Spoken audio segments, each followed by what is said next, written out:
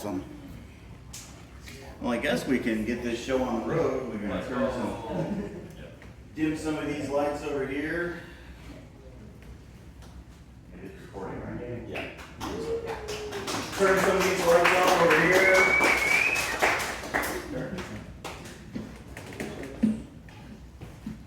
Hopefully no one likes this thing.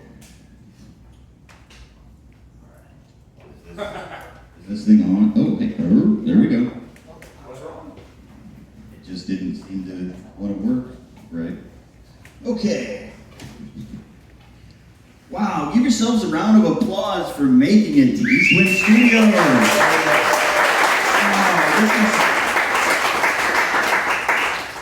Thank you. It fills me up. I started to get nervous. I had to take my nervous pee, and then I came out, like I said, and it was, whoa, everybody was here, so you didn't get enticed to go hang out with all the firefighters? Firefighters? Not farters. That would have been a different group. They're having a big party downtown, I guess. Yeah, Eastwind Studios. Third time that I've been here. First time that I've done anything more than 5 or 7 minutes here, or I don't know, anywhere else. So hopefully you're in for a treat. I have a list, so I don't forget to bring the funny. Right, that's happened before. And then I'm just some jackass with a microphone, just and it's no fun for anybody. It's more of that uncomfortable silence. Here at Eastwind Studios, where your act is always supported by a train coming by. You're from Chesterton, you get the reference. Also, the only place, I thought about trying to get some, they do acupuncture here, and I thought about trying to get acupuncture done so I could make the joke about how I was on pins and needles all day. But they don't do acupuncture on Saturdays. It's also, I think, the only comedy venue where it's appropriate to be in the downward-facing dog position. Try that somewhere else, you might get even more strange looks. Yeah. All right, so first up, we're going to start here with Kevin. Oh, but I'm the MC and the guy that goes last. Melissa, I called her. She's the one that booked everything, and I called her and I said, "Hey, are you gonna MC or host?" And she said, "No, I'm not gonna be there." But you guys can introduce yourselves. Oh, it's my first show, big show. Sure, let's roll over that obstacle too. So here we go. I'm introducing Kevin Hicks. Kevin is funny, super funny guy. First time. Oh, why did we get that? First time I saw him was at an open mic in Velbo, June 30th, he said. And that was also the first time he had ever done any stand-up comedy in front of somebody. So for him to be able to be this comfortable and to be able to get this many people here and have the confidence to put on a show like this is pretty amazing. But he told me he's comfortable talking in front of people because he's in sales. And this came up during an open mic. What is he's in sales? What does he sell? Come to find out, he sells people. I'm gonna let Kevin explain that to you at some point, but hey, give it up for Kevin.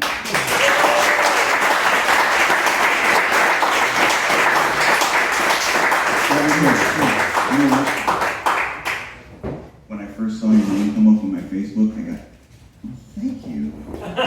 This is what politeness looks like when you're talking to somebody in a chair. It's awesome. I got scared. I was over to the school for 4 years, and the principal's name was Hicks. Oh. So but you're so much more pleasant. Yeah. Give it up for Kevin.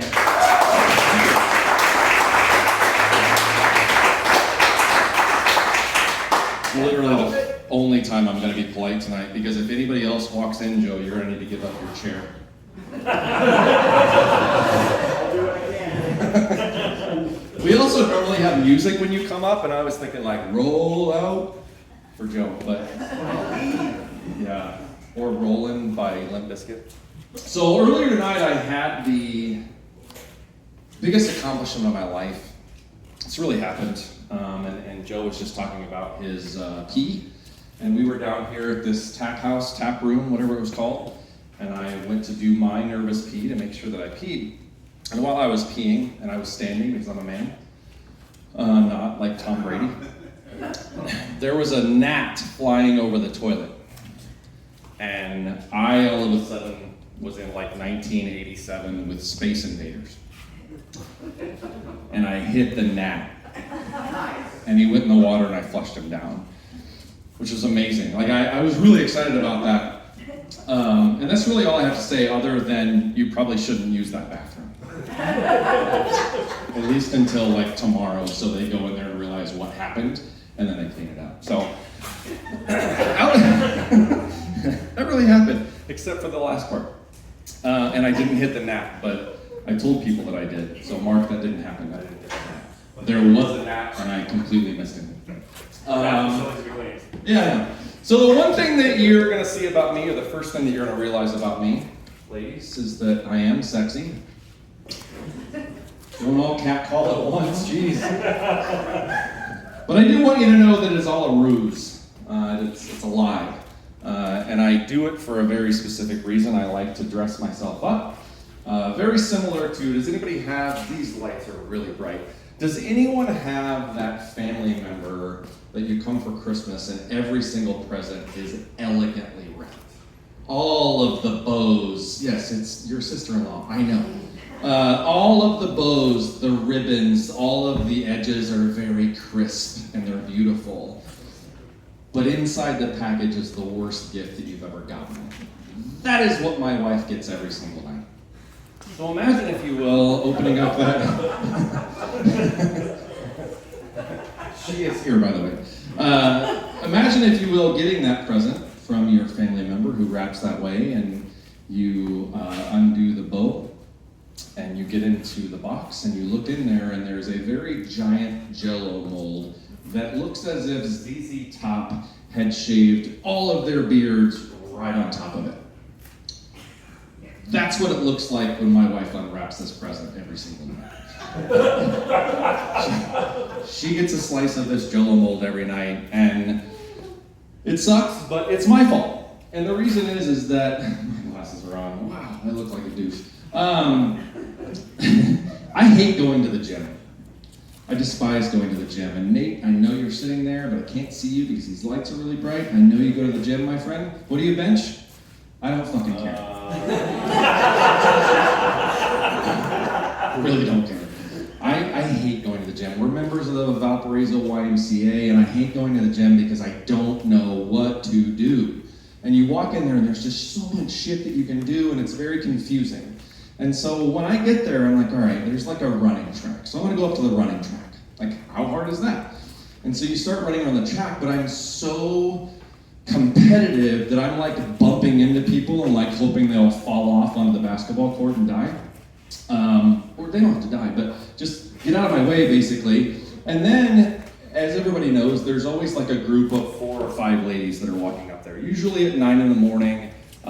They just dropped off their little fuckers at school. And they're walking around the track together in their Lululemon pants. Is that what that is? Lululemon? And they're bitching about their husbands and their kids and their jobs. They don't have jobs, probably. We call them the Bitchy Moms Club. Is this mic going in and out? We're good? Okay, good. We call them the Bitchy Moms Club. And they're always in my way, so I'm trying to run around, and I get very frustrated because they're in my way as I'm running. So I don't want to run because it's just not a complete thing that I can do. So next I'm like, all right, there's so many other things that I can do. So I go down to the weight room, free weights, right? Oh man, I can do free weights. You go down there, you lift stuff. And at the Y in Valpo, it's a separate room with a separate door. And you walk around the corner there. Hi. Hello. That works? Good. So you walk around the corner there, and the first thing that I hear is, ah! And then you walk around, and there's like 4 fucking dudes that look like John Cena trying to have a baby. all of them.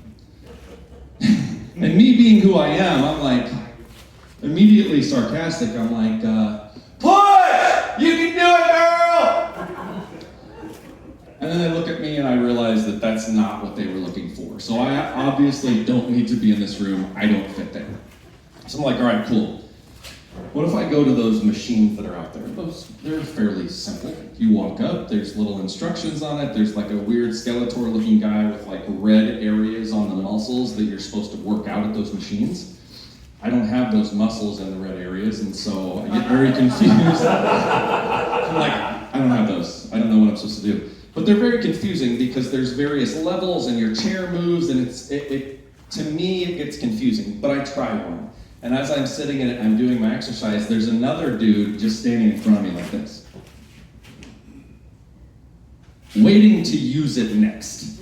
And I'm like, dude, like this is not comfortable for me. I don't enjoy this. Then over on the other side, there's one of those jungle gym looking things. And you guys know what I'm talking about. You know what I'm talking about. I've been to your gym. It's a big jungle gym looking thing with like 4 sides. And all the way around there, it looks like some sort of torture chamber garage sale is happening. There is a really long straight bar. There's a long bar that has curved edges. There's a straight long bar. There's a short long bar. There's like a triangle looking metal thing. And you're just looking at the stuff going, what am I supposed to do? And then the machine has things up here. There's things down here. You can move things up and down. You can do different weights. There is a rope that has anal beads on the end of them, and like a little hook thing. And so I'm just standing there, and I'm like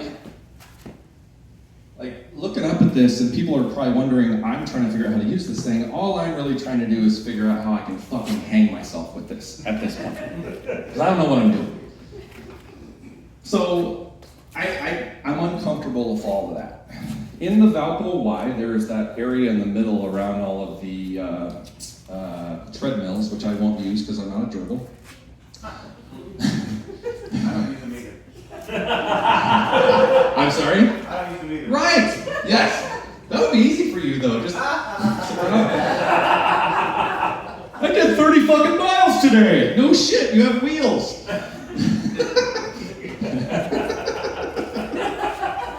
like going downhill. Alright. In the middle there is all the mats, which we're in a great place for that right now. There's mats back there. And so I'm like, all right, well, I'm gonna do some light stretching. I need to do something so I can leave the Y feeling like I'm actually doing some activity that's going to make me feel good about myself, like I'm trying to take care of myself so I don't look like Jello mold with hair.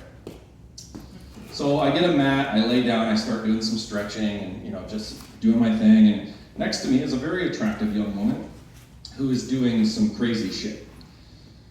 And you guys know what I'm talking about. It's yoga, which we are in the right room for right now. And I'm like, I can do that. Like this, I feel like she's kind of showing me up. And so I'm like, all right, got the downward dog, which I'm not going to do for you guys because I don't think there's a hospital nearby. And then there's like the sun salutation A, and then there's, gosh, I forget all the other stuff, but and in that moment, I forget all of the other yoga poses that you're supposed to do. So now I'm making shit up, and it turns into a game of Mad Libs. Like, all right, I need a verb ending in ing, shitting. Okay, I need a noun, a panda. So I'm like, okay, shitting panda. And this woman's looking at me like that's not a pose. I didn't say shitting panda out loud, that would have been weird. But she continues to do stuff and she's making me look bad, and I'm getting really concerned because I want to do well, and she's obviously doing all the poses, and so it just gets very concerning, and so I just start making stuff up, and I'm like, Republican salutation A. It's probably not going to play well here. And then we've got crouching tiger, hidden boner. It's really uncomfortable, and I'm concerned now because I don't know what to do with all these people around me, so I'm like, I need to get out of here. And so I go to the sauna. Like, this will work. Like, let's just go to the sauna, I'll sweat off some of the Jello mold, and that'll be good. I don't know if you guys have been in the sauna anytime recently or in the past 300 years, but if you walk in the sauna, in a men's sauna, and you walk in, there's usually like a 70-year-old guy that's sitting in there like this.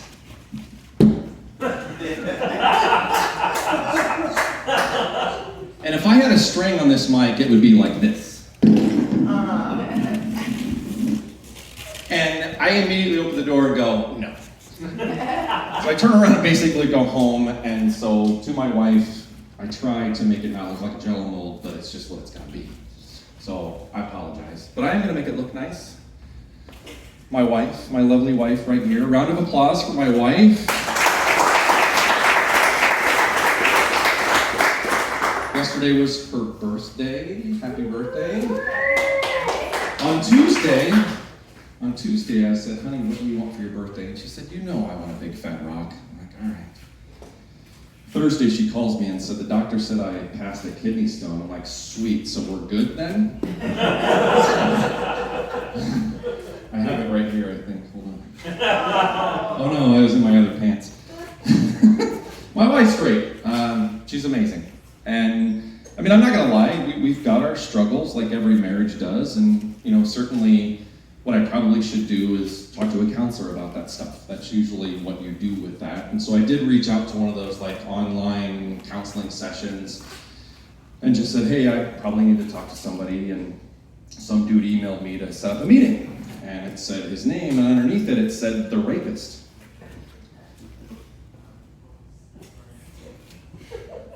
The rapist. Sorry about it. And I'm like, no thanks, dude. I need help with my marriage, not to find out that I like butt sex.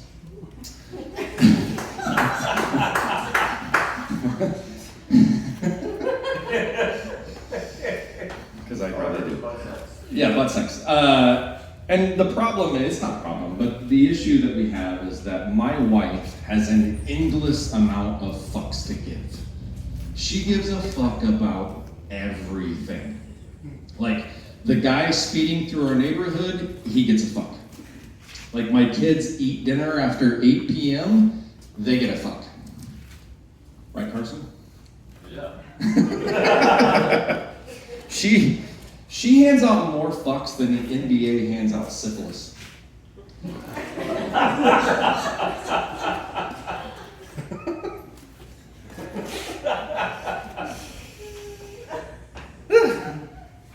It's pretty crazy. I, on the other hand, I give like 2 fucks. Actually, I don't really give any fucks, but most of the time I have 2 fucks that I move around to different areas depending on what we need. I definitely don't give a flying fuck about anything. Who does? Like, flying fuck seems to be the lowest level of fuck. No one ever says, I give a flying fuck about that. It's just the lowest area of fuck. My wife, on the other hand, she has flying fucks, she has swimming fucks, she has hurdling fucks, she has fucks that dunk basketballs. It's like the Olympics of fucks. It's crazy. And every now and then I will wake up before she does in the morning, and I will go downstairs, and I will close cabinet doors, because she gives more than one fuck about cabinet doors being closed. Which I don't understand, but then I figured it out. That's where she stores all the fucks. They're all in the cabinets, and if you leave the door open, they'll get out. Over here is the cabinet with the fucks about things that don't matter. Very full. Over here are the fucks about things that won't matter in 10 minutes. And over here are fucks about people we don't even fucking know.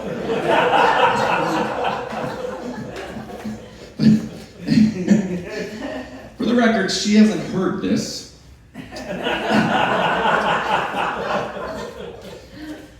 So there's all these cabinets, and I go down there to make sure that the cabinet doors are closed, the kids have cleaned up the shit that they made a mess the night before.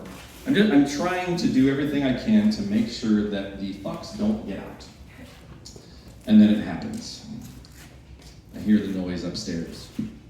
The dog starts stirring. She is awake. The opening ceremony of the Fuck Olympics have begun.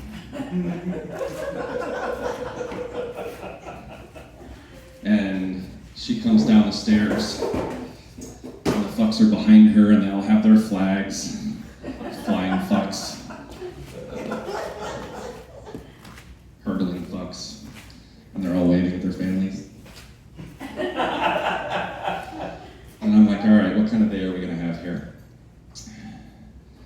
2 hours later, she's like, the kid next door hit our window with a baseball. We should probably talk to his parents. And I'm like, all right, my two fucks are downstairs. They're probably smoking weed and drinking. More than likely, knowing that. So I have to yell down the stairs, hey guys, kid next door threw a baseball and hit our window, do we care? And they're basically like a broke down Cheech and Chong. They're like, hey man, they hit the window with a baseball, do we care? Nah man, Beavis and Butthead's on. No, we're good. And I'm like, I have to like go downstairs. I'm like, guys, like I really need to do something about this. And they're like, after this episode's over. And so it's dealing with my fucks all the time that don't really want to do anything, and then the Olympics of fucks. And so I think that I lost my train of thought. I think I lost my train of thought because I just looked at my wife a minute ago. And now I'm sweating.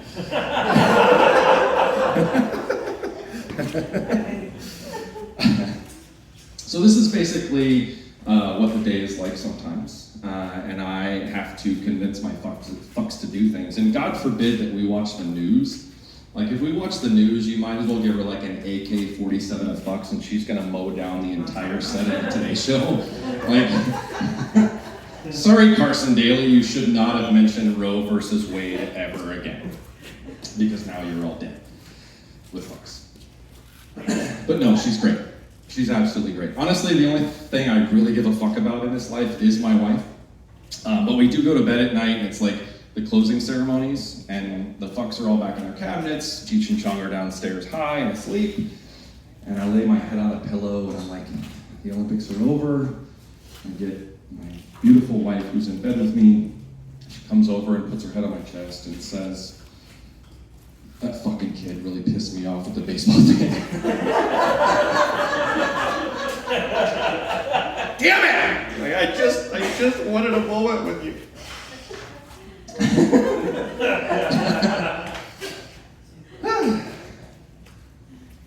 My wife and I are both Generation X people. Any other Generation X people in here? Round of applause. Hey!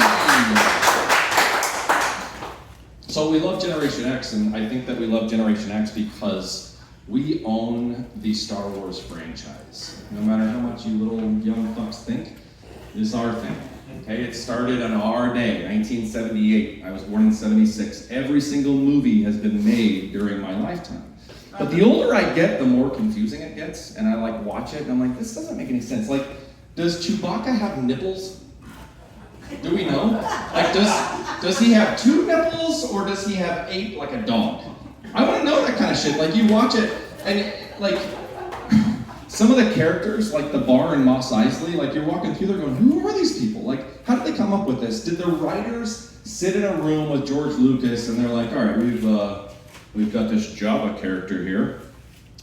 What should we make him look like? And they're all throwing out ideas, and they just can't come up with anything. And finally, George Lucas says, look, guys, I will know it when I see it. And then he goes, I'm gonna go take a shit.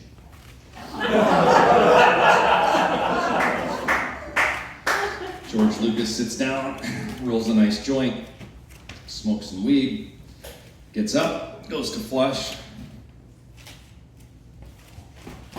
Guys, get in here right now! They all walk in there, and he's like, look. I'm like, dude, that's gross. And he's like, no, get this. And then they're all looking and they're going, oh my gosh, like, if we put eyes right there and a mouth right there, like, that's perfect. He's already got a tail.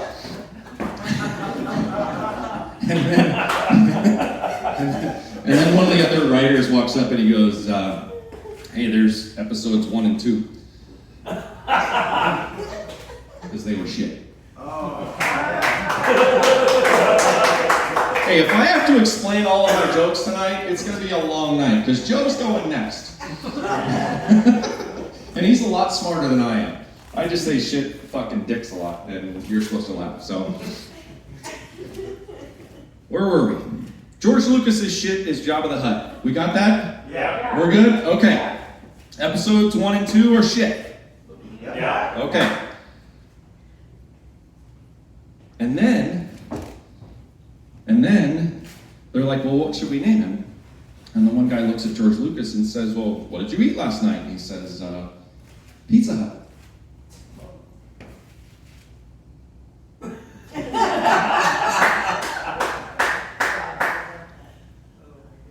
Pizza Hut. Hey! Thanks, Joe. So that's the most well-kept secret in Hollywood, is that Jabba the Hutt is George Lucas's shit. My name's Kevin Hicks. Thanks a lot, guys.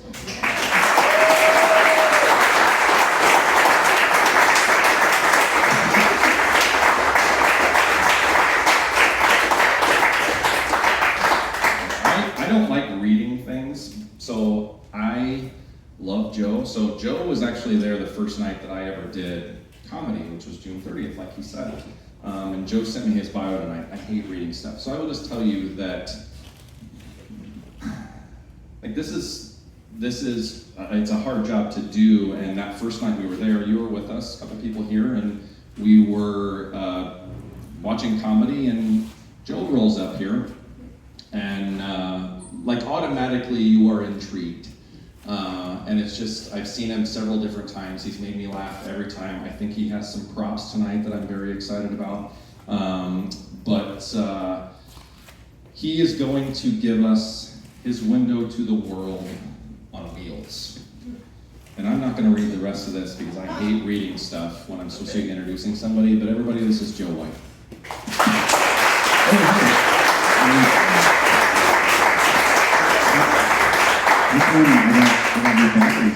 I had a question for you though. Okay. Hey, Okay. Yes. Can I sit on the toilet? No, not yet. All right. Okay. Can I don't want to be above you. That's, Do I not yell at our son about standing over us? that was my question. I was wondering if you could explain to me why I constantly feel like everybody's looking down on me. Except children. Except children. Right, yeah, Okay. yeah. Well, thank you for that. I Can I appreciate go it. now? Yeah. Yeah. Yeah, okay. I'll bring it back up later. Joe White!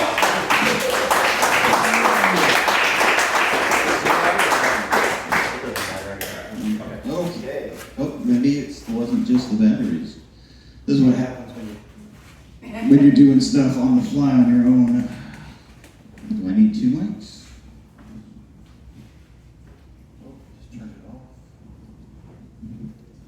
All right. We'll stick with one for now. I'm going to try to be funny, but I don't think I'm going to be too microphone funny. Normally, there's a mic stand here too. We're missing a mic stand, and that's the first thing. Is the microphone is.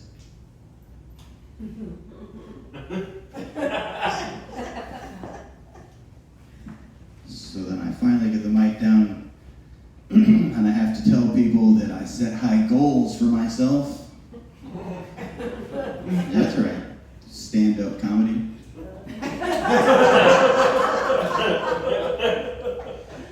When I first was talking about doing this, my daughter said, "Dad, I think it's great, you're funny, but whatever you do, don't call it stand-up comedy.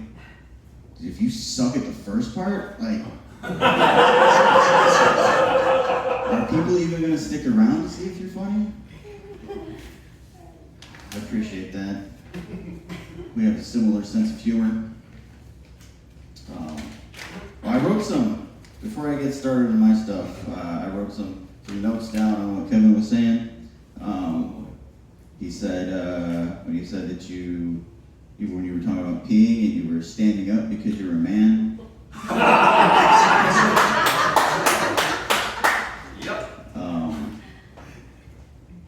Normally, Kevin's the best dressed man in the room. He brought the velour today. Is that what you brought? Yes, sir. Yes, I mean that was a step up from just a t-shirt and like stretchy women's pants, but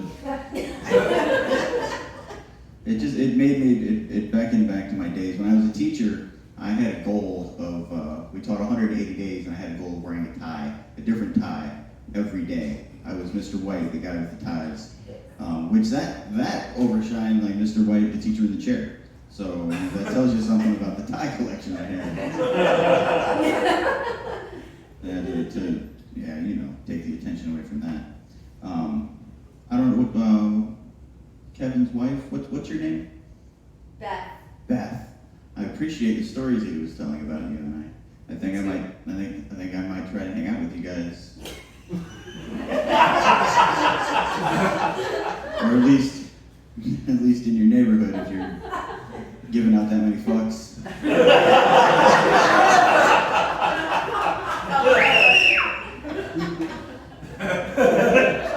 That just might be where my mind took it. We'll see where your mind takes it later.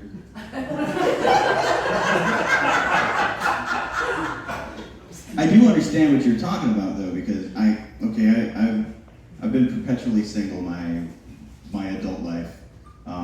The longest time, my sister lived in my basement for a while, and my daughter lived with me, but that's not like living with a grown woman.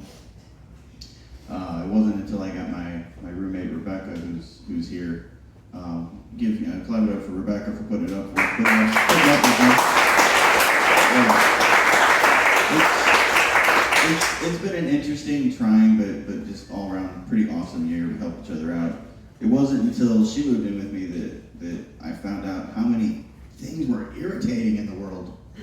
Amen. So many more things were irritating than I thought. And I think that's a lot like giving fucks all over the place. But okay. That was just some notes that maybe I could have waited until afterwards to talk about, but yeah, My World on Wheels. I'm going to give you an introduction to My World on Wheels. There are 3 questions I need to ask first, though. Try to gauge where my audience sits. And okay, you're there, you're in the chairs, I get it. But where you fall on the line of what you think is funny. Can you clap if you would laugh at someone you see walking down the sidewalk and they trip? You know, go ahead and clap if that's your humor. Very ball humor. Could you clap if you see someone riding their bicycle down the trail and they just fall over, much like our beloved president did? You know, clap if you think what about if you see somebody, I don't know, fall out of their wheelchair?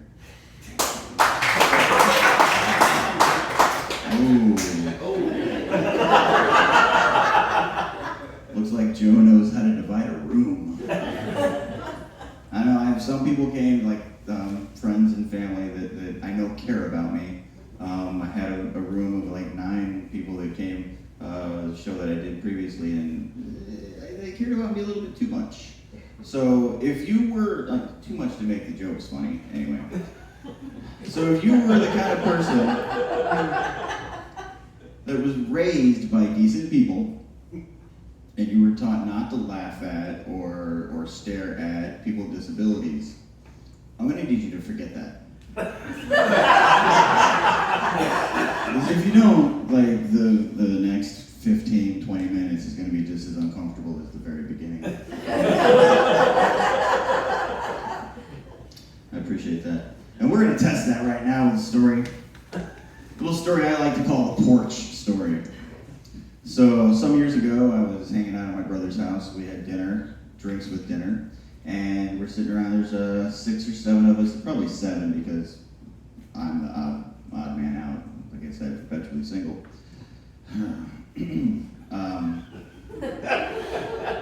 Anyway, so we're sitting.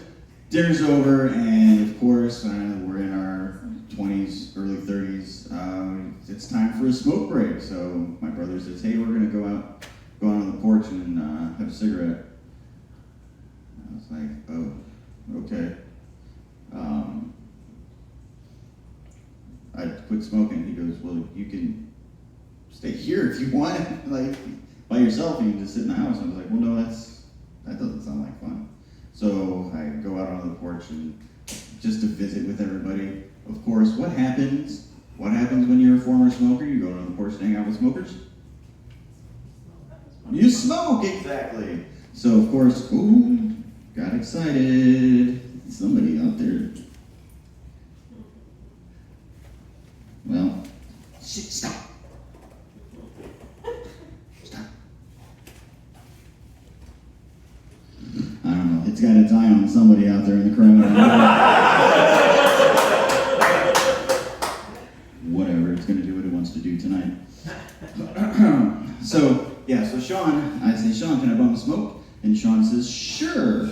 He gives me the cigarette. I put it in my mouth. Sean lights the lighter, puts it in front of my face. The flame is bright, so I shut my eyes. There I am, eyes shut, lighting a cigarette, and the next thing I know, the ground hits me in the face.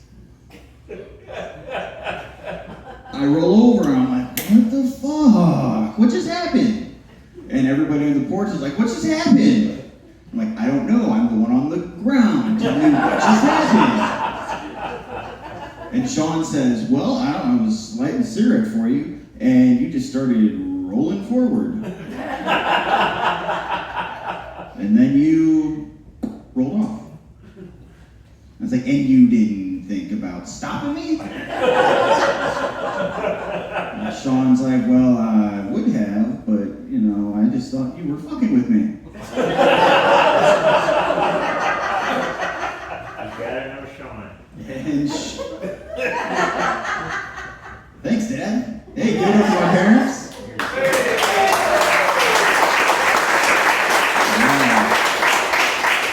They made it. That's exciting. I'm going to diverge from that story just for a second and talk about the support that I get from my parents. When I first told my dad and stepmom here that I was going to do stand-up comedy, my dad said, "Of course." And my stepmom said, "Don't you have to have a sense of humor for that?"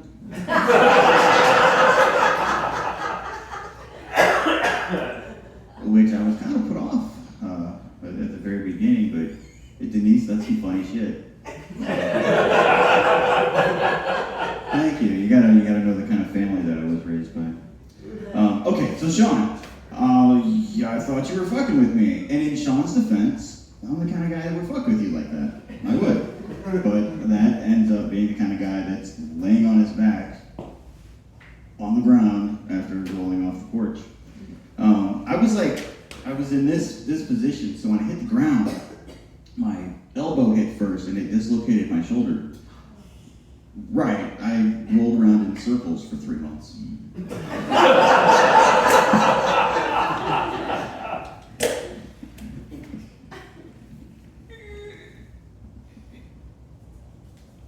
I wasn't planned, but at least we're in a yoga studio. Oh, Christ, I should do that more often. All right, yeah, so there's that part.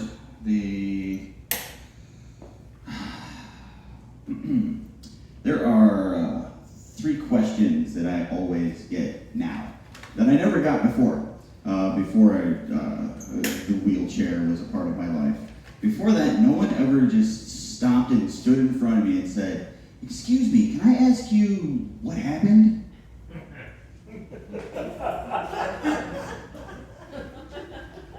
When? I'm 37 years old, 47 years old. Oh, I took 10 years off on that. It's a yoga studio, not a time machine. Yeah, I'm 47 years old. There have been a lot of happenings in those 47 years. And then you can see like this befuddled look of confusion on their face. And they okay, do you mind if I ask why you're in a wheelchair? I'm like, yeah, sure. It's like my clothes would get really dirty if I had to drag myself around all the time. That makes sense. And then they start to get a little bit frustrated, and they try to figure out the cause of that they put me in that makes me have to use a wheelchair. And they're okay, well, were you born in a wheelchair? God, no, that would have killed my mom. So then I give them the wheelchair, the accident story. A lot of my students, when I taught 8th grade science for 4 years, and they would always, I wouldn't tell the story right off the bat. I'd make them have to come up with questions like that, and then eventually I'd tell the story. So here it goes. I thought it would be fun to ride a mechanical bull at the Porter County Fair in 2003. Anybody out there ride a mechanical bull? Make some noise, anybody? Alright, I'm not the only sucker. That's good. How was your experience? I can't see because the light's bright, but how was like it? 2 seconds. 2 seconds? Yeah. Oh. Stellar. Did you, and that was it? You didn't get back on? No. Oh, you're a smart motherfucker. I was bound and determined to learn. Like, I don't know how many of you remember the movie Urban Cowboy? Yeah, John Travolta. Yep. Right. I was like, I'm gonna be the suburban cowboy. It was in Velcro, so not quite urban. And I said, the guy was like, oh, you ever been on one before? And I said, no, but I want to learn, because that's the kind of guy I am. I just want to learn. I want all these experiences. And he said, okay, well, I'll try to teach you. And he threw me off, like within seconds. I was like, that's dumb. When I got back on, he threw me off. I was like, that's dumb. I got back on. And then he threw me off again. I said, fuck it. I'm going to drink beer with my friends. And he said, oh, come on. I'll give you the ride that you wanted. And I was like, well, if you're going to help me learn. And we were into it. He's like, you put your hips into it, get your arm up real high. And I thought I was doing really well until he said, I think it's time to crank it up a few notches. Yeah. When he cranked it up a few notches, the ass end of the bull went up real high, hit me in the back of the head. The front end came up and met my face. Almost perfect timing. Popped up off the bull. I didn't know if I was going to do a flip or land on my face, and I didn't do either. I landed right on the top of my head, and my nose touched my chest. Ooh, you can ooh if you want. Yeah. I broke C6 and 7, which if you go ahead and feel the back of your neck and put your head down, the bone that sticks out, you can go ahead, you can do it. The bone that sticks out is C6 or 7. I would have my students feel back there so they had a better idea of what was going on. Crushed one of those vertebrae, and the other one, broke one, the other one I crushed, and I had to use a piece of my hip to fix it.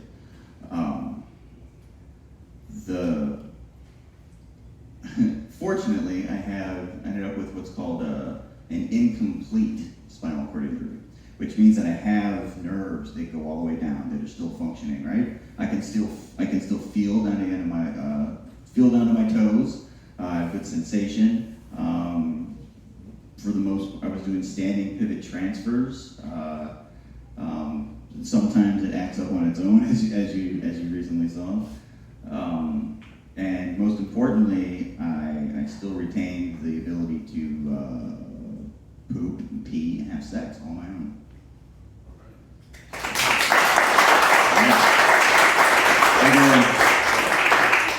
Although I think if you're doing it on your own, it's probably not called sex.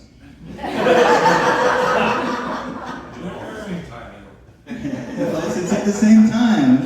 Have an adventurous person out there. Yeah, so I'd leave that part out of the story when I was telling the students, of course. But I would have them feel the neck, and then I would say, like, can you imagine your nose touching your chest? Like, try to make your nose touch your chest. You people, see, does it work? Can you do it? No.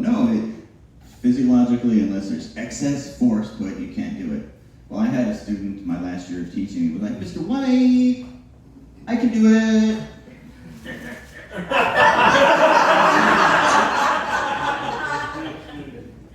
Thank you.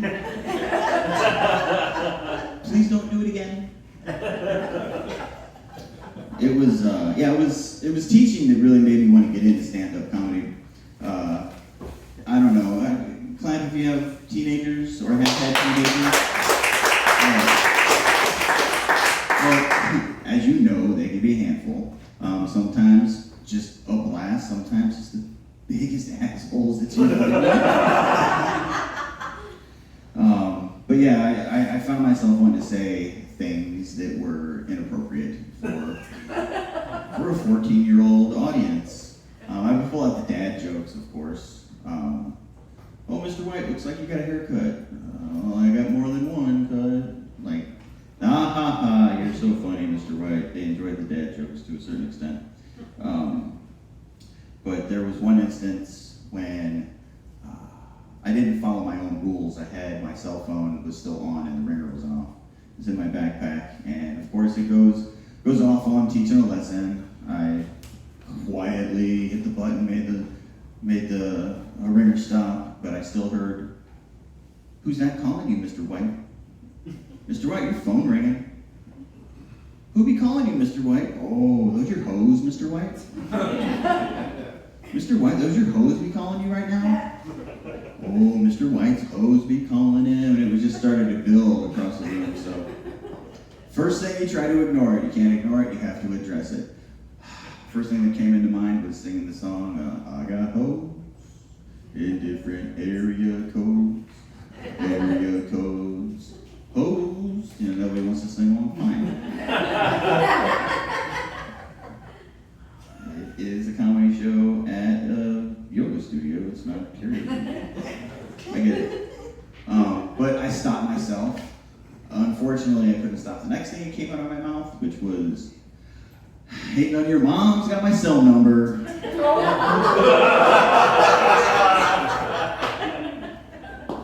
It got the same response. Even from the kid that said it. Right? Unfortunately, the downer is that kid's mom had passed away the summer before. Right. I was like, ooh, shame on me. We had a talk afterwards. My mother passed away early, so we had this dead mom club bonding experience between the two of us.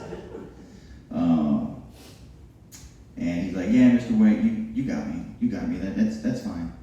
I was like, good. So fire was put out, crisis averted, and you know the best thing about it was that I don't have to worry about getting an angry phone call or email from home.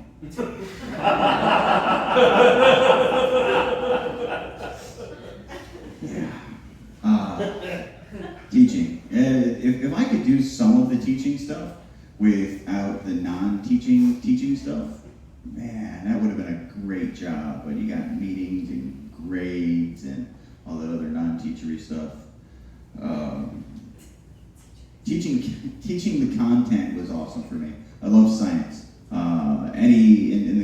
I graduated with a biology teaching degree, and I taught 8th grade, which is this big. They teach you a number of different sciences in 8th grade.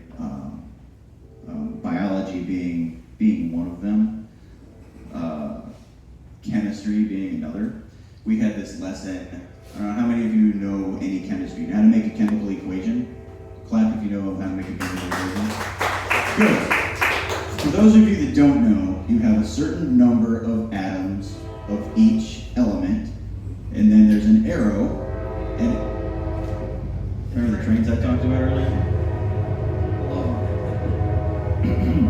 Certain number of atoms of each element, and then you get an arrow, and then whatever it actually makes. And this lesson used a skateboard. So we're going to make a skateboard. That's our end result. You have 4 wheels, plus 2 trucks, plus 1 skateboard deck. Makes a skateboard. The class was really, they seemed involved, they were intrigued, they seemed like they were really soaking it up. In fact, I had a kid in the middle of the class that raised his hand and he said, "Mr. White, I have a question, just one question." I was like, "All right, what is your question?" He said, "Whose skateboard is it?"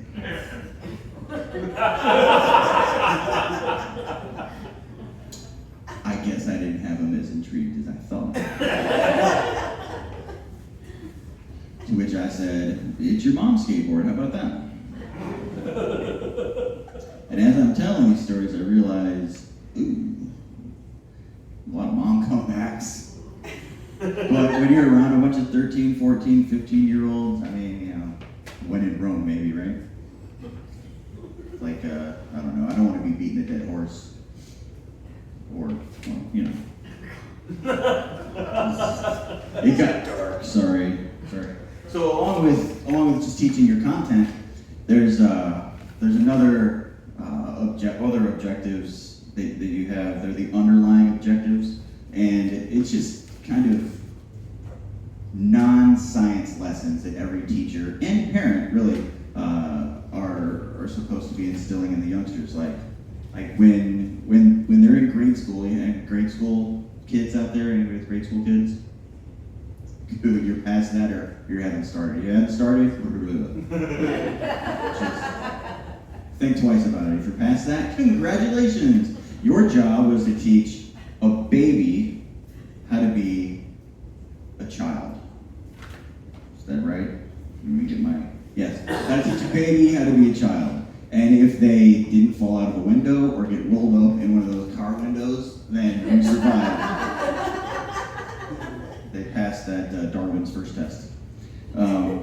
When they're in middle school, you're tasked with the responsibility of teaching children how to be actual fucking people, which is a chore sometimes. And in high school, it's teaching people how to be real adults. It just seems like most of them don't make it, right? Thanks. I was going to say that again. It seems like most of them don't make it, right?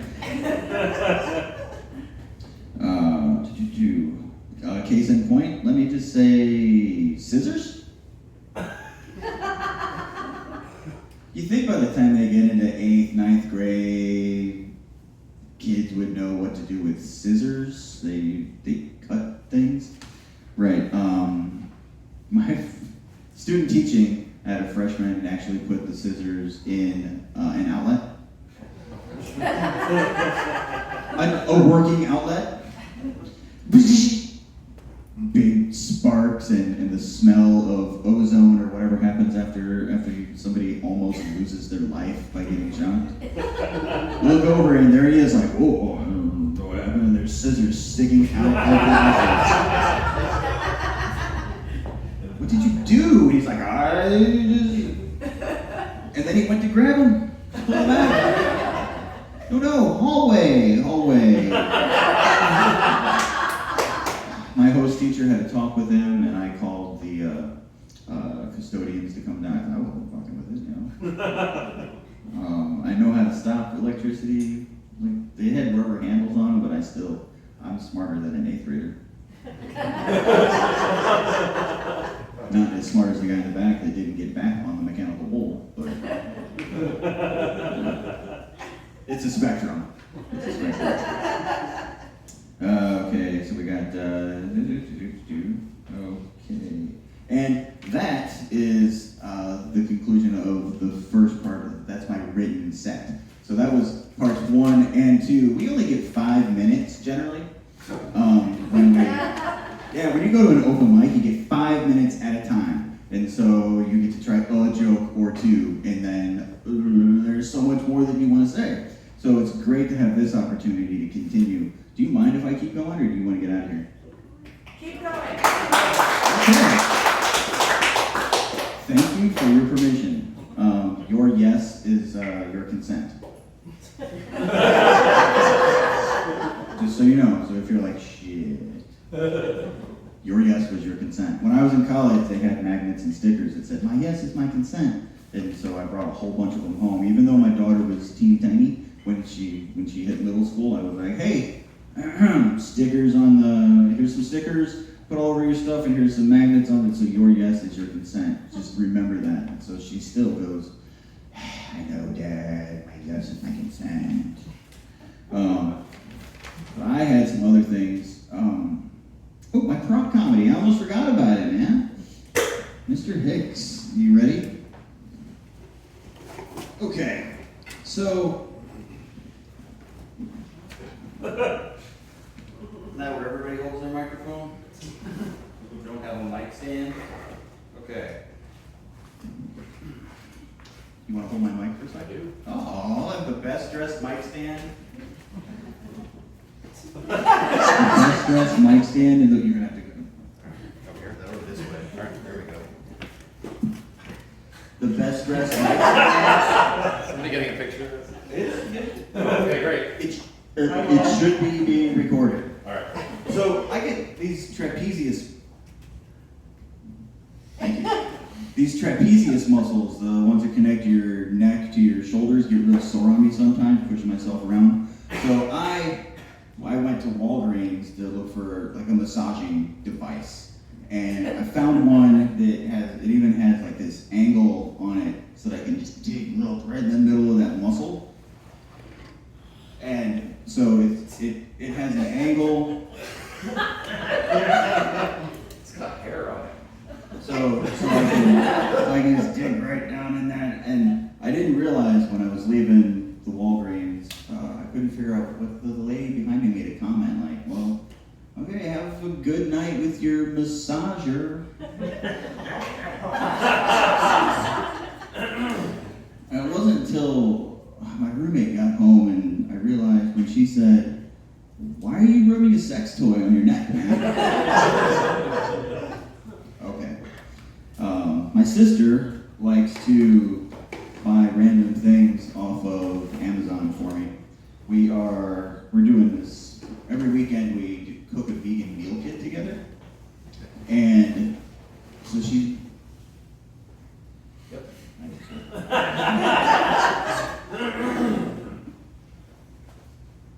What's going on? This will be better. Yeah, well, There we go. if that's the pocket you want to use. Put it back here. There you go. So she bought me these. Oh, that's not it.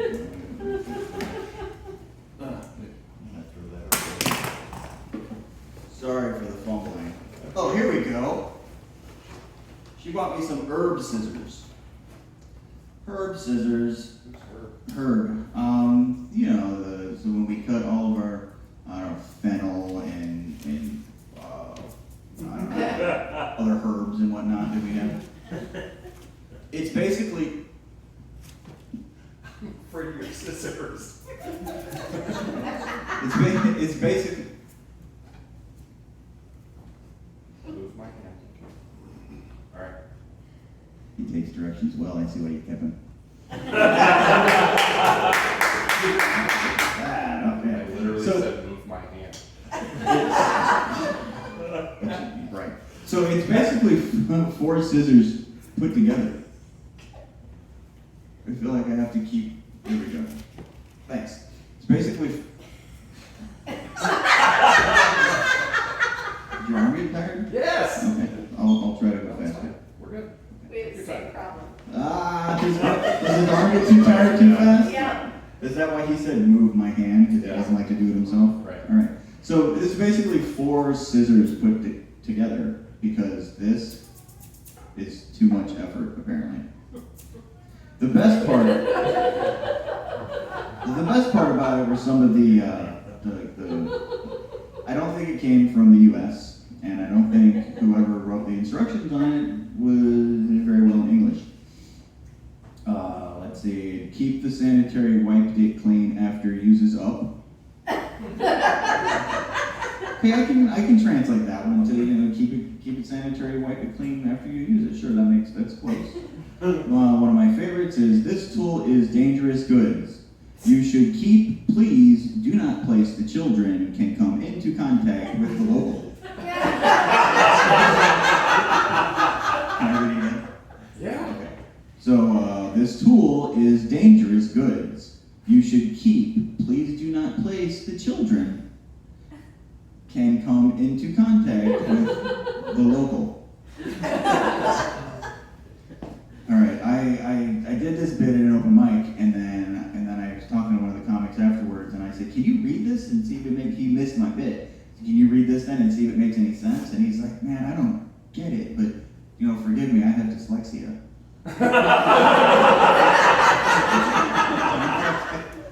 Oh, that's not a good joke to play on here. So then I read it out loud a couple times from like a different view, and he goes, "Good, it's not my dyslexia that's fucking with me." That's good to know. Okay. So you got that.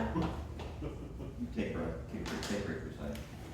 So then the, okay. Good. Oh, I put the scissors in the wrong place. Well, here we go. Oh, jeez. So I'm ready. Okay. I put the scissors in the wrong place. So then this comes to me.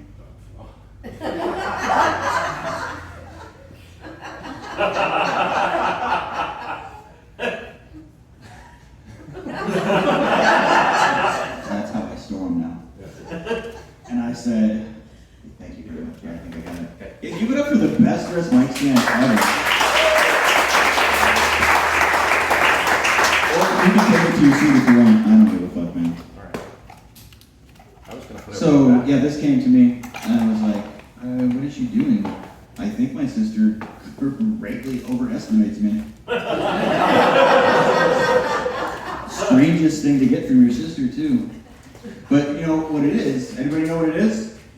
Yeah, Yeah, what? it's for dog feed. It's to wash your dog's feet with! Exactly! Discount flashlight. Yeah, it makes, it's not a really huge flashlight, exactly. Which, I don't know if how many of you don't know what a flashlight is? I guess you have Google material for that. Yeah, but you put the water in it and you put the dog's feet. And then instead of muddy, they just come out sopping wet.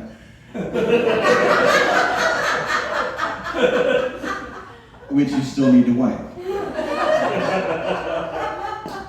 And then you have to clean out the fleshlight. So I said, thanks, Jen. Oh shit, more yoga. It gets harder each time.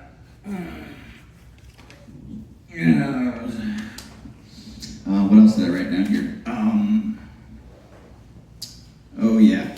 And then she bought this.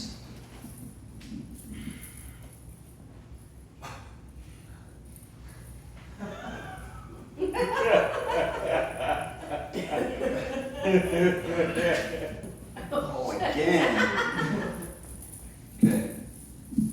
It's one size fits most. She bought this, which wasn't for me, apparently. My roommate has a cat, and Carl is scared out of his mind by the dangly glove. And Rebecca and I were sitting around and we're like, well, depending on what you have planned for the evening, that could be more fun for us. But those are my sister's Amazon purchases, most recent Amazon purchases. If I wish she was here, she doesn't get out of the house a whole lot, but you know, give it up for my sister Jen.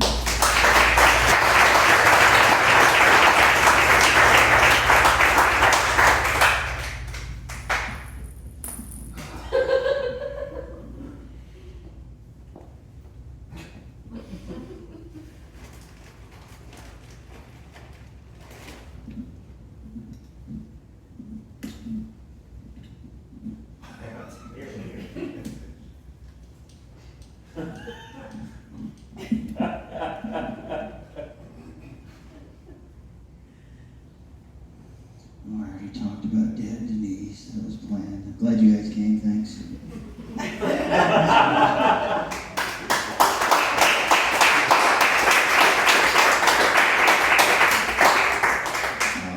What else? Oh, yeah.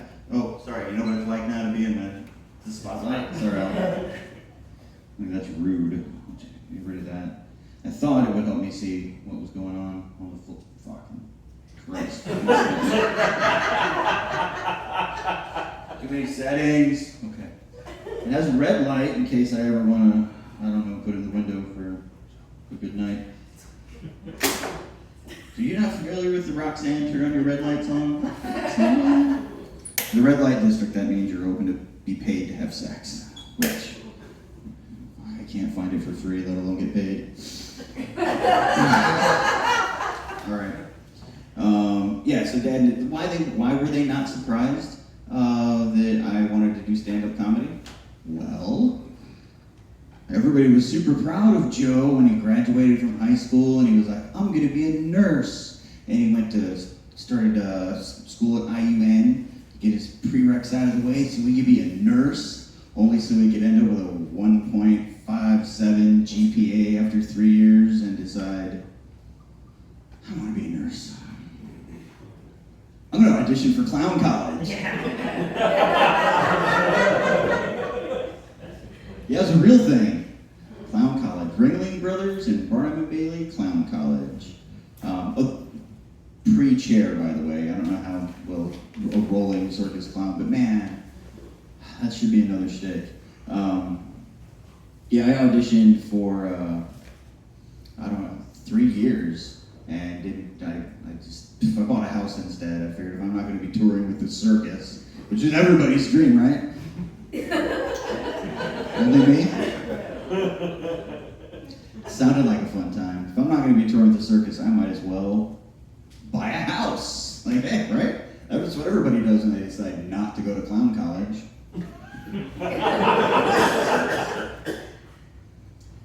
And then I thought, well, I guess I'll, you know what, I'm sick of it. I went back to construction. I did construction my entire life, and I said, I'm tired of not knowing when I'm going to work.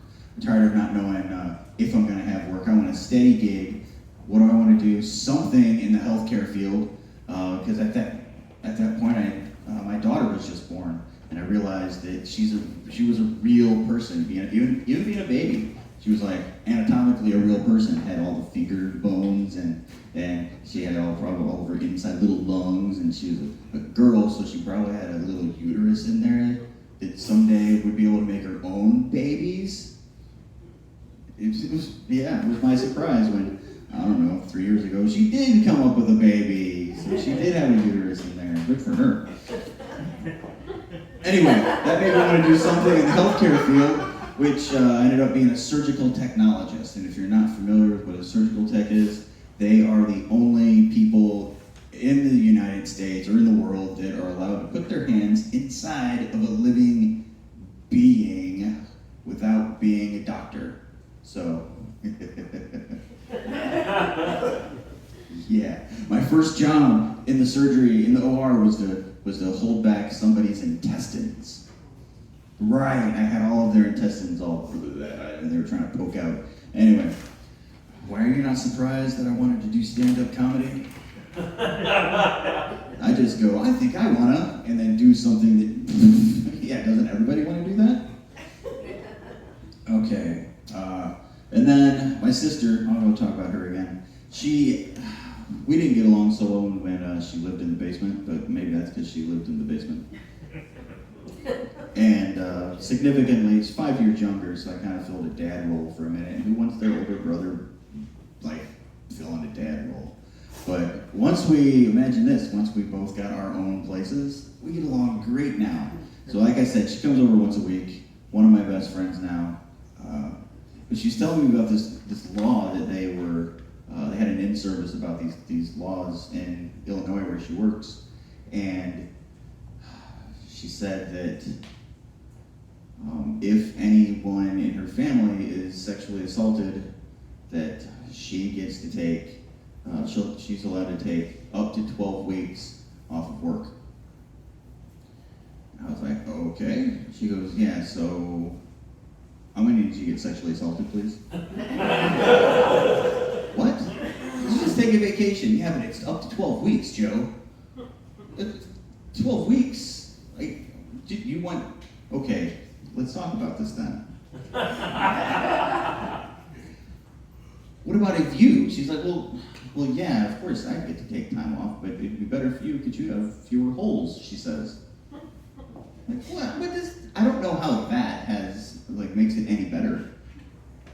And I was like, okay, so does it have to be full-on sexual assault, or can it just be like a Louis C.K. where somebody waggles their wiener in my face, like that kind of sexual assault? She goes, well, I want a significant amount of time, so it's gonna have to be something. Okay, I'm gonna need you to take one for the team, Joe. I worked too hard. Okay, I don't know. She goes, then she has the gall to ask me what position I wanted to be in. What position would be better for you? I was like, what? What are you talking about? It's like, well, would it be better, can you get in, and she starts describing all these positions, and I said, well, I don't know, can't I just take one to the face, maybe? Would that be any better? I don't know. After we hashed out all the details, I decided not. to go through and get her. Like, maybe I'll just take her on a vacation somewhere instead. I'll have to work on the sexual assault bit because that seemed to fall a little bit flat here towards the end. I understand that could rub a few nerves wrong. Let's end with, I'm at the doctor's office, and they're going through my record, and they're like, well, how long have you been confined to a wheelchair? And I was like, confined? They let me out, you know.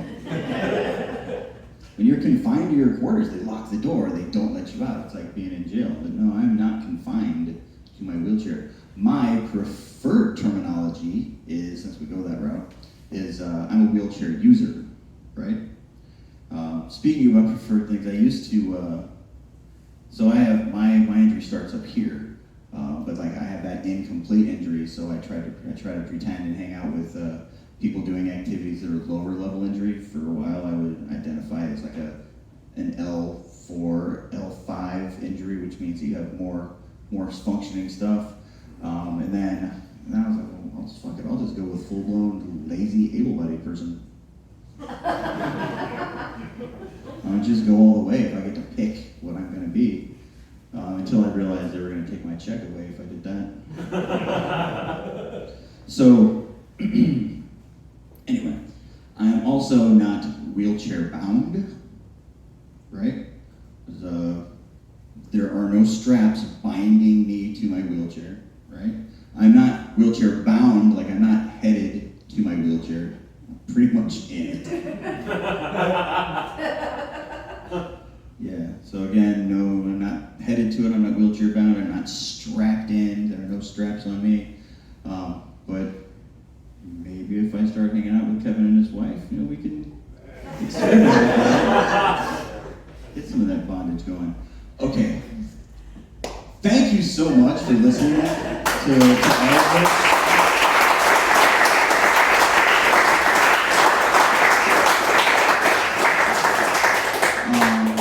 I'm going to bring Kevin Hicks back up here. I want you to give him a round of applause.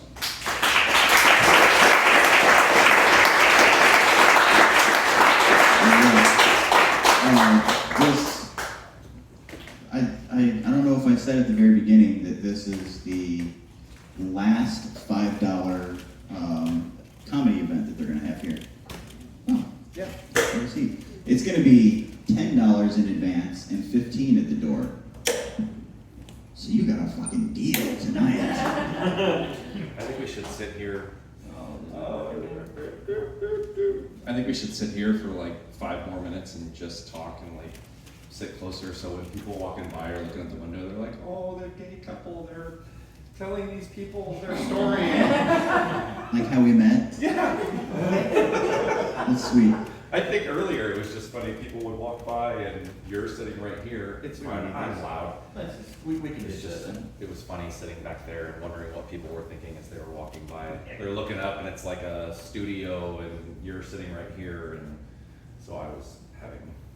Probably thought I was giving a sexual dysfunction lesson. Like a lecture about it. Yeah. Yeah, so it's the last $5 show. If you feel like you got, I don't know, more than $5 out of tonight, then maybe there's a tip jar up there. I don't need this for a living. I'm on the government tip. He's got his own job too, right? You got a full-time gig too? But, you know, for practice maybe. There's that tip jar. Oh, so, yeah, he sells people. Anybody want to learn, like, know about why he sells people? Like, how that goes? Like, could you explain you sell people? Yes. Because the night that we were there, at the market in Velvo, there were a fair amount of African American in like other comics and in the crowd, and here he's like, well, I sell people for a living. Whoa. So, what's his selling people? We should probably go. Is this on? No, I turned it off. Oh, how'd you do that? I pushed the button on the bottom. All right.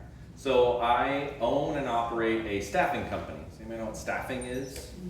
Staffing. So I work with clients who need accounting and finance help. I go out and find that help for them. I think they call them headhunters in the industry. Headhunters. Yeah. But yeah, so I sell people. That's great. Does anybody have any questions? I thought it might be fun to add a question and answer, so we could work on our crowd work. If anybody out there have any questions for either of us, no limits. Anything that you may have heard, or things that we may pop into your mind. Yeah, for the tall guy. We're gonna go with Kevin Hicks. Yeah. But I haven't stood up yet. I just wanted to know what happened.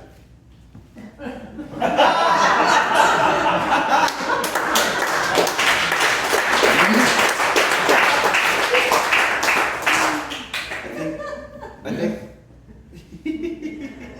Yeah. Just in general? I think that was a callback to my joke earlier. Yeah. Yeah. Oh. Yeah, and it was funny. Like, Yeah. who wants to? You need the mic? You want some time? I mean, I did for a while. I was. So I only have a 5-second memory. So what happened when? Yeah. So it's the Where same. am I? What? Where am I? Where at? What? Could you have like a goldfish? Yeah, go ahead. Okay. We didn't plan any of this. Let's see. Yeah. So I did lectures for health occupation classes for a while, and I would talk about spinal cord injury stuff all the time. That's where I started telling my story and got comfortable with that. Is that the only question out there? I have a question. You said 2 seconds on the bowl. Yeah. I just want to verify that with your, I'm assuming, wife sitting next to you. You'd be assuming wrong. Okay. So more than 2 seconds on the bowl. All right. Just want to make sure.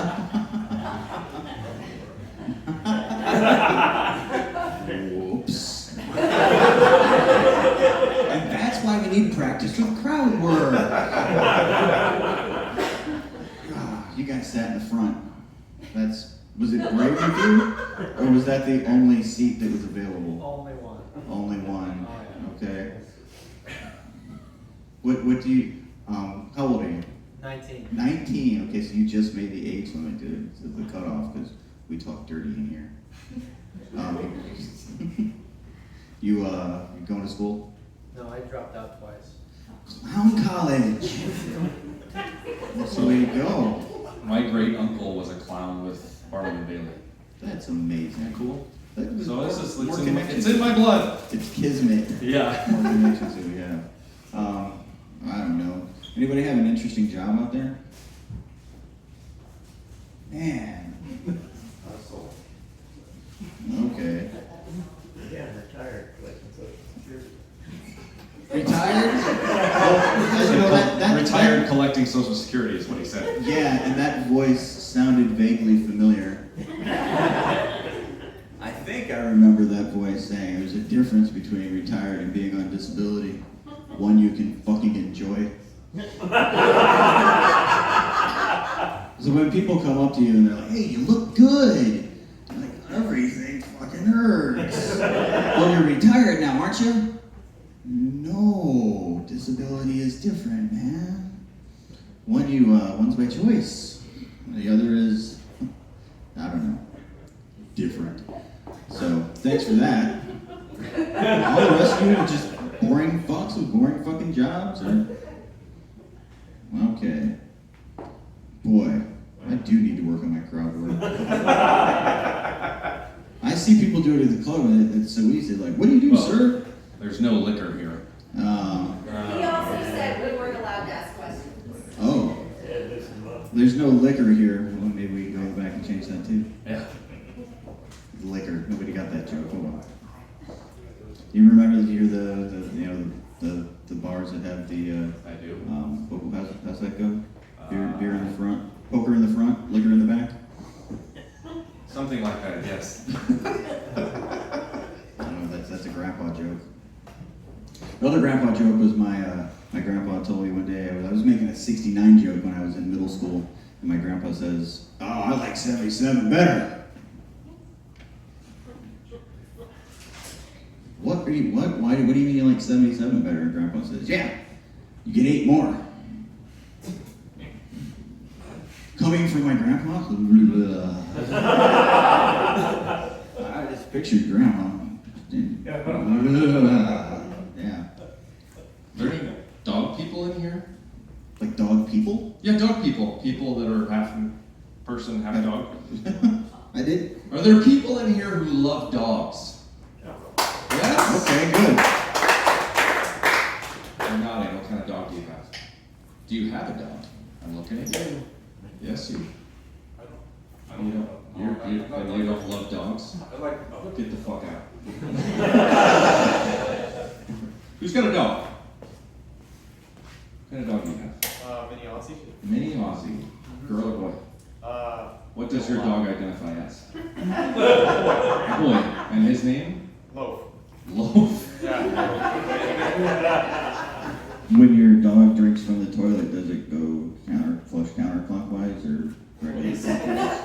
He's blind, so. See, he doesn't fucking do it. Great, here I am being insensitive again. Hopefully he's deaf with that name. Who named it Loaf? Oh, I did. You? Yeah. It just loafs around.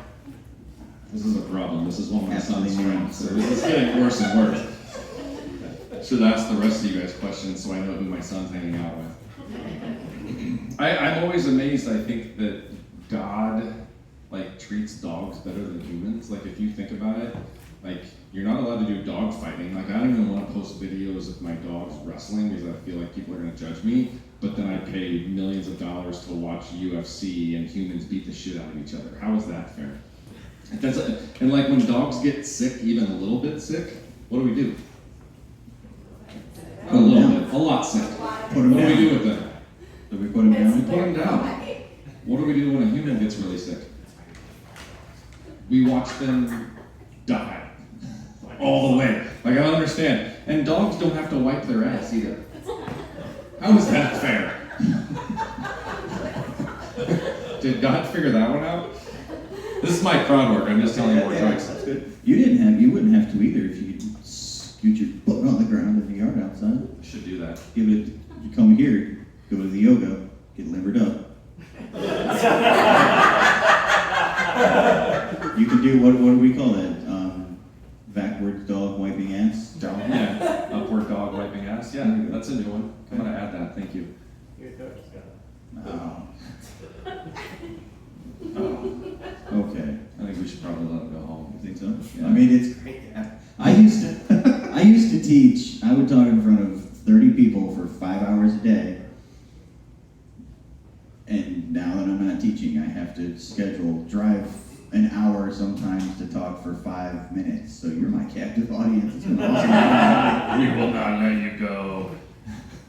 Speaking of teaching and stand-up, they're very similar. I started learning how to deal with hecklers before I even thought about stand-up. Oh, okay. Yeah. 13 and 14-year-olds, they won't let you get half a lesson out. Also, each class is drastically different than the last. I The have same. I'd have the same lesson for all 5 classes, and it would go great in the first 2, not so great in the next one, and then the last 2 classes were just shit because the kids were done. They gave up.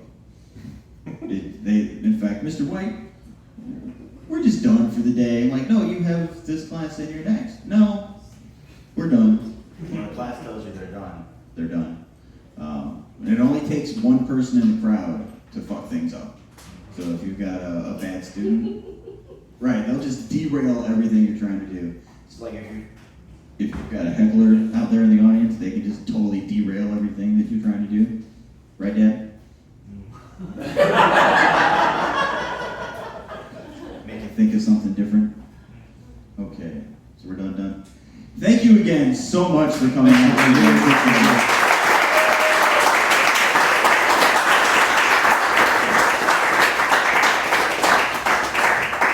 it. It looks floor of a nursery up here. Looks like the floor of my bedroom usually does. Oh, come on. Think I should get some shirts printed up with this? Thanks, everybody. Thank you. Yeah. Drive safely. Take your barbecue. Look for that tip cup that should be sitting out there by now if the guys are listening.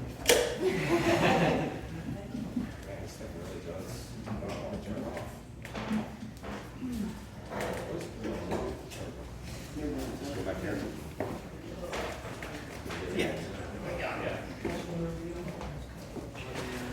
Hi. Oh my gosh, it's so good to see you. Oh my gosh, how did you know me?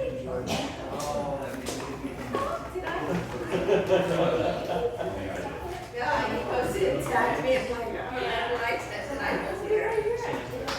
Yeah. Oh my gosh. Well, thanks for coming. Thank you. Yeah. Yeah. You're in, like. Yeah. Yeah. Okay. Yeah. Yeah. Enjoyed that, Kevin.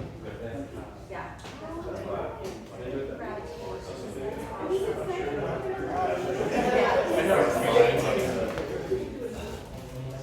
I don't know if the crowd's right there. I don't know. It's, yes, or literally the kitties. I did. Oh, really?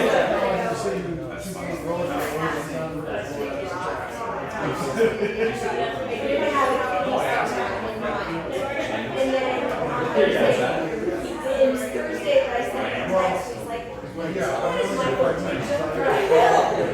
It's like, of course I did. So, yeah. So I'm just like, I like this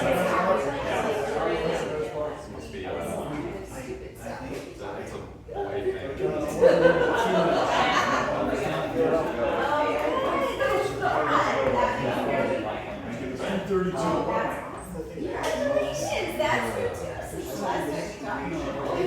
No, are you serious? Okay.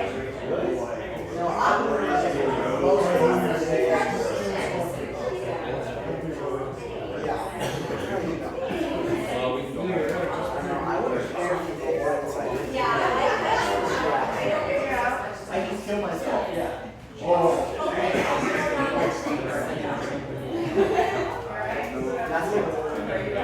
You know where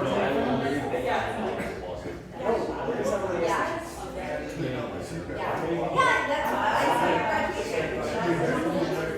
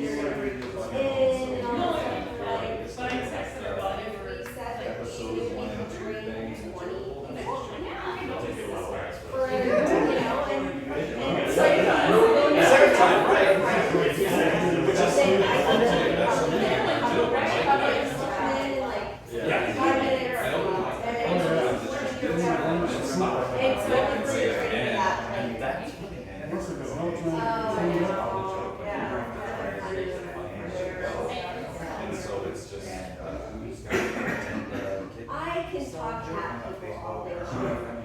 I'm not funny when I'm around people. Oh, I just do mom jokes. Mom jokes all day long, husband jokes all day long. What makes you think I keep my fucks in the kitchen? They're everywhere. My fucks are in every cabinet in the house. For real. Like, if I'm keeping it there, they're in the laundry room, because nobody ever goes in there. Yeah, for real.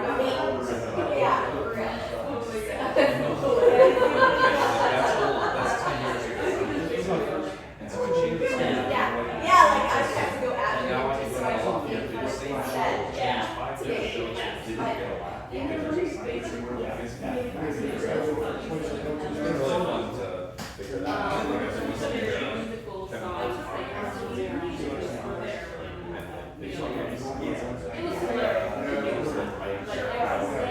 She's a serious.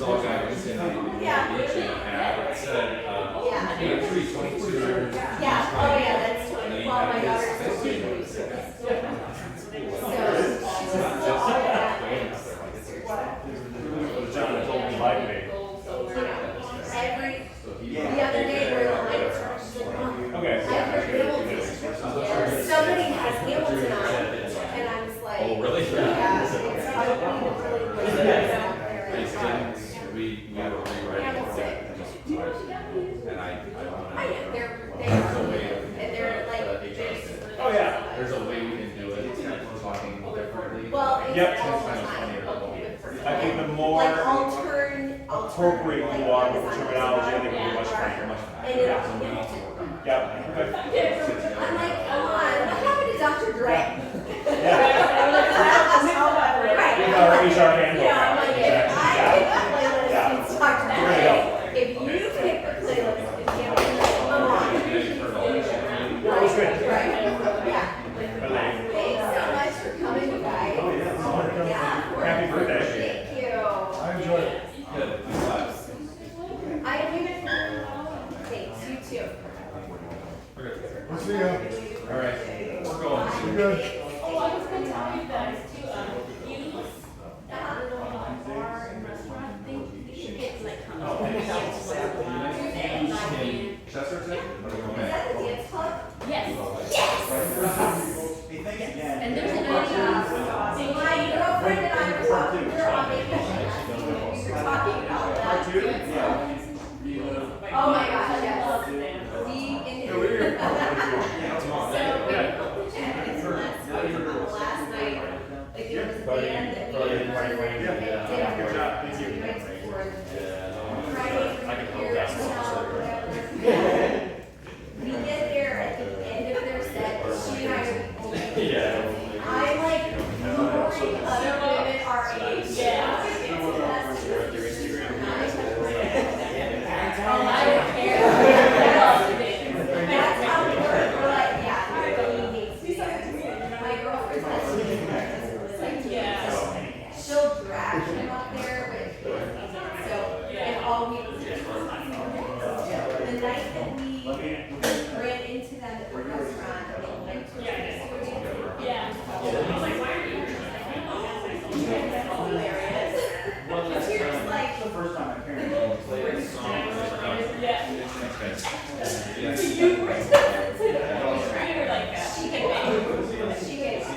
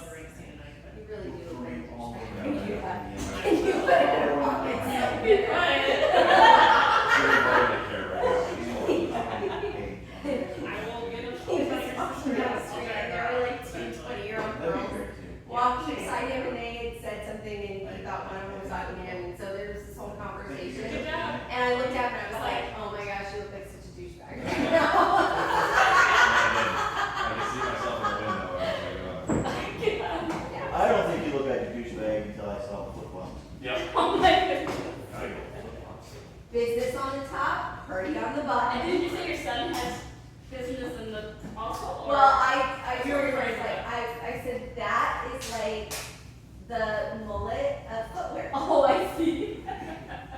It's business on the top and party on the bottom. Kind of harsh, but kind of agree, I think. Yeah. Harsh is my jam. It is. Is That's that the one of way the it thoughts is. that you give? No, my fucks don't live in the kitchen, just so we're clear. They're all over the damn house. They're in the cabinet. And she's saying so in the garage. Great job. Oh, there are a lot of them in the We're garage. in there, babe. All right. You need anything? Oh, Oh, of course, yeah. pack some of my stuff up here and then. Oh my gosh, Yeah, yes, that would be fun. if you could grab me, you bet. You put the sex toy stuff away already? It's in the bag right there. Because I have a lot of that stuff, So, congratulations. I mean, we both did a significant amount of time and held everybody's attention.